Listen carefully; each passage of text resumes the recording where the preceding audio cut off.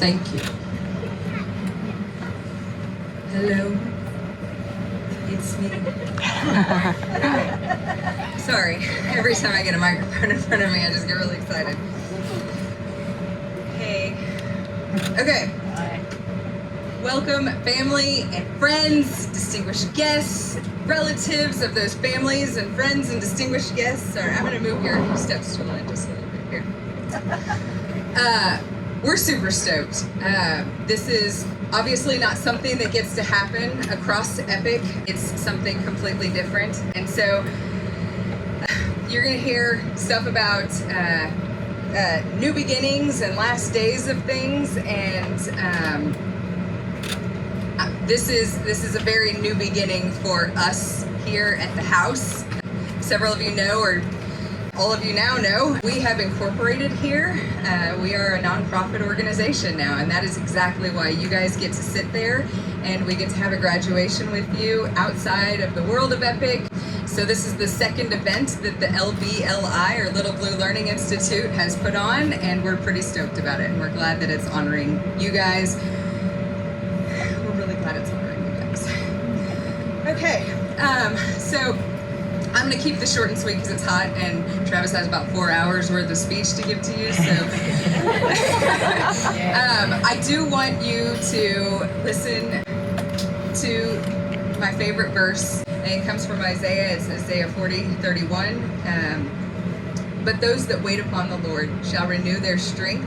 They shall mount up with wings like eagles. They shall run and not grow weary. They shall walk and not faint. And the biggest reason I want to say that to you is because, A, you've waited a long time for that, right? But you've got so many more things to wait on in life. And I just, real quick, if everybody would indulge me here, I just want you to start speaking out loud, everybody at once. Ready? Just whatever you want to talk about. If you're reciting things, it's fine. Just everybody talk out loud right now. What should we be saying? And a lot of talk going on. Who heard what I said? Exactly.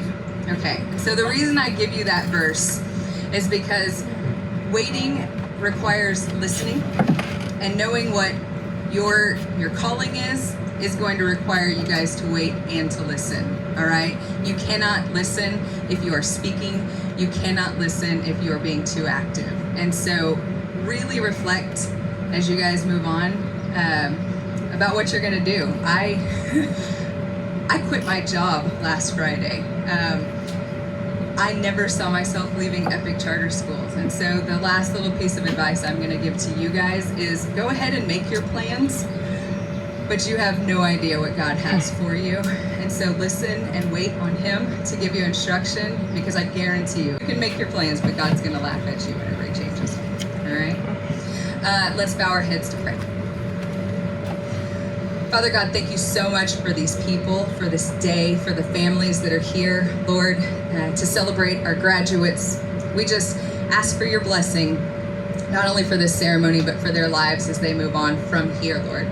Thank you for all the gifts you've given us and all the gifts that we haven't even known of yet, Lord. Thank you for the blessings. They're all in your name. Amen. Amen. And now Travis Parks.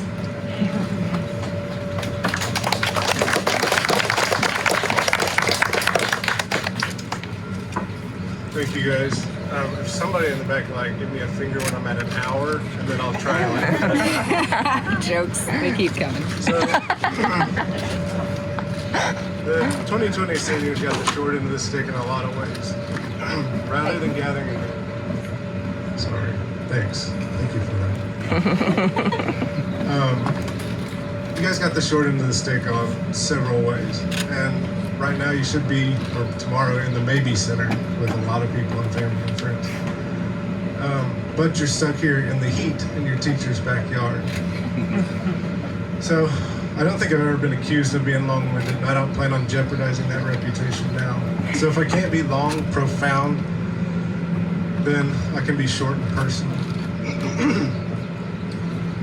So while it might not seem ideal, your graduation would be far more memorable because it's something different.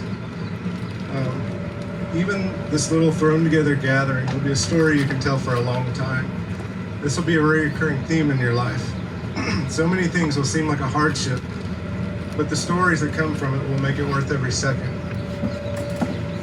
I've sat around many a campfire, and I can assure you nobody's talking about the things that went right. I'm not telling people, hey, I went on a motorcycle ride. What happened? I came home. That's not a good story. But if I was riding the motorcycle, 15 miles in, I had a flat tire, ran out of gas, and had to push it back. That's what you talk about. That's where the stories come from. So story-wise, all the value comes from conflict and difficulty. And when you're in a nursing home, be the old fart that's got the stories to tell. So each year I get my graduating seniors a book. It's usually the same one for all of them. But this year I got you each something different just to make it more personal. So alphabetical order, I'll start with Braden. I got you 12 Rules for Life by Jordan Peterson. It's an antidote to chaos. And yours is a little different because I put a bookmark in it. The bookmark's the exact $2 bill that you won for me when I bet on you that you'd be on time. So all year long you'd show up whenever the douche you wanted, and your hair's all disheveled, you're half awake, but you still lightened up everybody's day. But then, when we were supposed to transport the students to the ACT, I bet the $2 that you would show up right when you were supposed to, and you came in, I want to say it's seconds, right when you were supposed to, and I won this, and so it's yours. Your life is high speed and full of chaos at times, but you do have an instinct of when to reel it in and do the right thing. So keep the chaos, it'll keep your life interesting, but also trust your instincts and be mindful to the things that matter and reel it in when necessary. Ethan, I got you War and Peace by Leo Tolstoy. I fully expect you'll read this by the end of the summer. Actually, I know you're a math guy. I don't ever expect this to be read, but I got it because it looks really good on a bookshelf. War and Peace is about exactly that. It's times of war and times of peace, and it goes back and forth through the whole book. The main thing I wanted you to remember is to enjoy the work and the progress that you made, and that's the war, but also occasionally slow down and enjoy the spoils of your hard work and peace. Life moves dizzyingly fast, and when you graduate at 15, it's really warp speed. I can remember when we were sitting in my living room talking with your mom, and she's telling us about your math test results being genius status and how we had to readjust how we were going to spend your senior or your high school career, and that might go fast. And on cue, with the most poetic time ever, you come running across the deck chasing a chicken. And I was just thinking in my head at that moment, like, man, your genius is chasing my chickens. So, real quick, we had to readjust what we were doing because there was the fact that you were going to move fast, but then also you need to enjoy your childhood. I still think moving fast is awesome. I'm super proud of everything you've accomplished. But don't forget to slow down and purposefully make time for enjoying your youth. Sarah, I hope this isn't a swing and a miss, but I got you quiet, the power of introverts in the world that can't stop talking.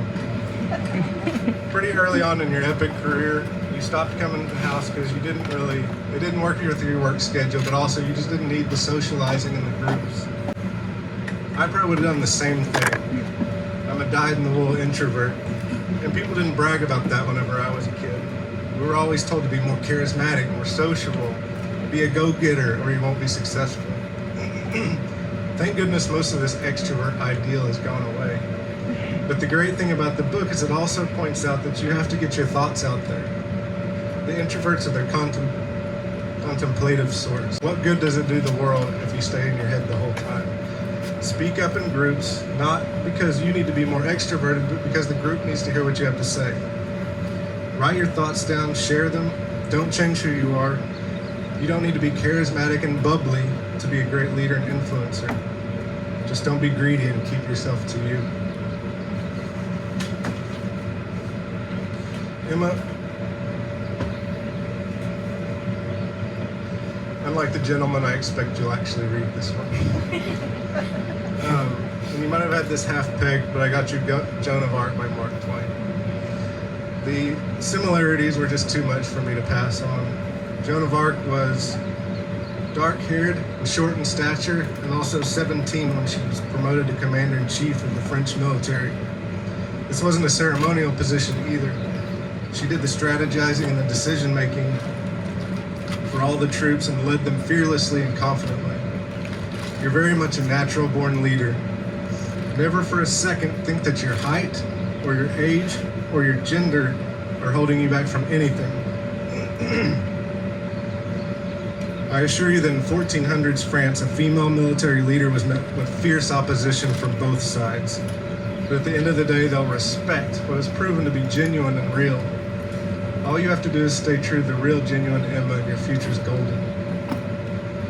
Above all of you, keep Christ at the center of your life and never forsake your prayer life, especially when things are good. Then that way you'll learn or sleep when the wind blows. Next, we've got Ileana and Audrey, who's got a song for us.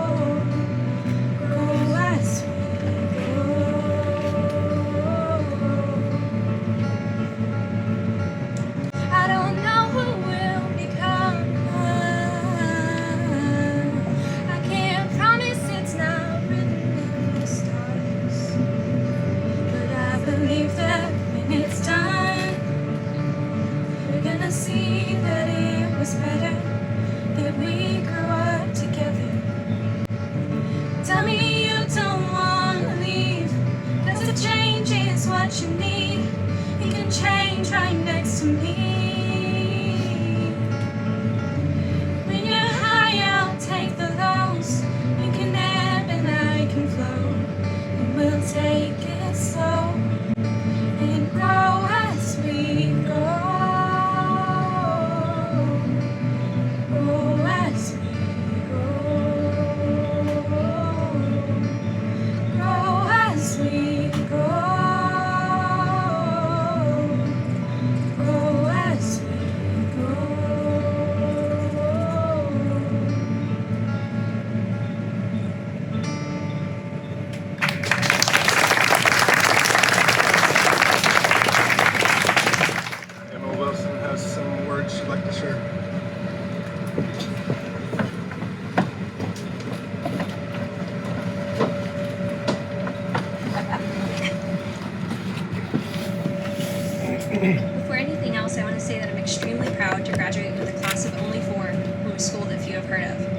high school story isn't the typical one.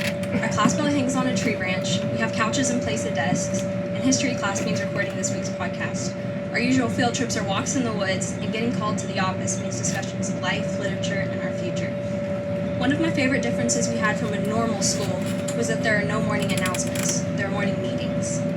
At the moment, it was a very routine part of our day, and we didn't think much of it. But now in hindsight, as we're graduating today, I realize how much that small change affected who we are.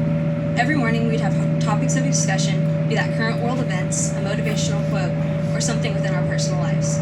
In these discussions, everyone from 1st grade to 12th was encouraged to participate and share their thoughts.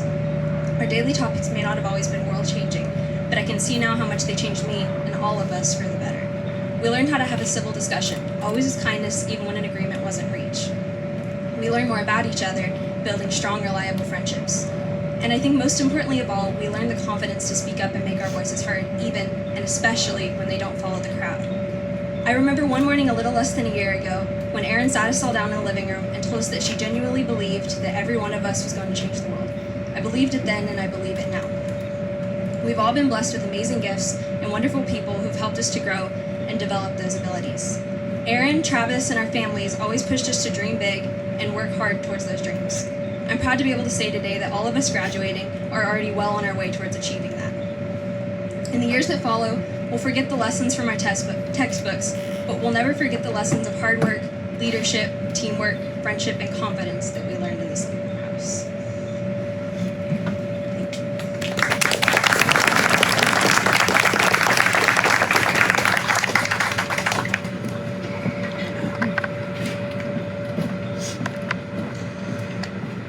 Thank you, everyone, for supporting these four. And I mean it when I say it's been a tremendous honor to be a part of your lives. 2020 graduates, move your tassels to the left. Stand. Class of 2020. Wow. All right, now you may move your tassels to the left side. Uh-oh.